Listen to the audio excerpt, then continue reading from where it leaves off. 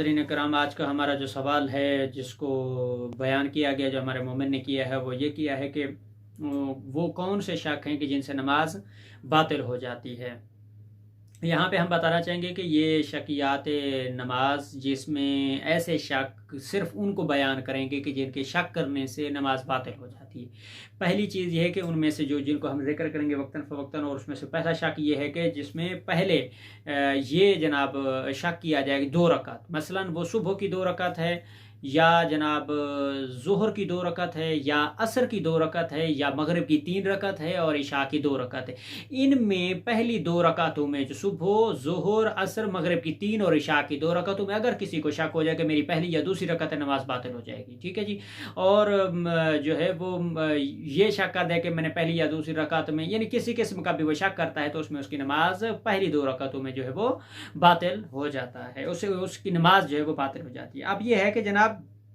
अलबत्ता नमाज मुस्तहब और नमाज एहतियात की रकातों की तादाद के बारे में शक नमाज को बातिल नहीं करता। रकातों की तादाद के शक को जो है वो परवाह नहीं करेंगे, उससे वो नमाज जो है वह बातिल नहीं होती। और 3 रकाती नमाज की तादाद के बारे में शक हो जाए तब भी नमाज बातिल होगी, जिस तरह मगरिब की 3 रकात नमाज है। और 4 रकाती नमाज में कोई शक करे कि उसने 1 रकात पढ़ी है या ज़्यादा पढ़ी है, तब भी उसकी नमाज बातिल हो जाएगी। और इसी तरह 4 रकाती नमाज में दूसरे सजदे में दाखिल होने से पहले नमाजी शक करे कि उसने 2 रकातें पढ़ी हैं या ज़्यादा पढ़ी हैं, तब भी उसकी नमाज बातिल हो जाएगी। और इसी तरह 2 और 5 रकातों में, या 2 और 5 से ज़्यादा रकातों में शक करे, तो ये शक भी उसकी नमाज को बातिल कर देता है। और इसी तरह 3 और 6 रकातों में, या 3 और 6 रकातों से ज़्यादा कोई इंसान शक करे कि मेरी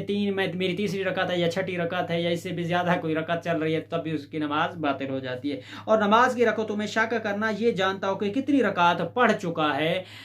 ठीक है जी, तो उस सूरत में भी क्या है, उसकी नमाज जो है वो बातिल हो जाएगी। नमाज की रकातों में शक करना, ना जानता हो कि कितनी रकात पढ़ चुका है, ठीक है, उसको ये पता ही नहीं है मेरी कौन सी रकात है, पहली या दूसरी या तीसरी चौथी कितनी है, कितनी तादाद में मैं कौन सी रकात पढ़ रहा हूँ, तो वो भी उसको अगर पता नहीं है तो उसकी नमाज बातिल हो जाएगी। और 4 और 6 रकातों में शक, या 4 और 6 से ज़्यादा रकातों में शक,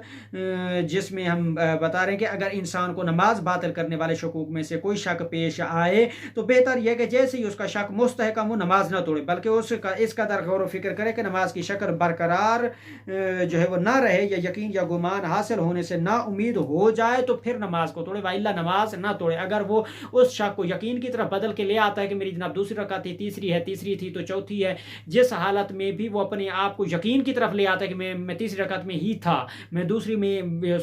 तीसरी में ही था, मैं चौथी में ही था, तो जो 4 रकाती नमाज है, तो उसमें अगर वो अपने शक को यकीन की हालत में ले आ सकते तो फिर उसकी नमाज दुरुस्त है। अगर नहीं ले आ सकता और किसी तरह गौर व फिक्र करने के बाद इत्मीनान और तसल्ली हासिल करने के बाद भी अगर वो नहीं पहुंच सकता, तो फिर वो अपनी नमाज को छोड़ देगा और असर नौ जो है अपनी नमाज को मुकम्मल करेगा।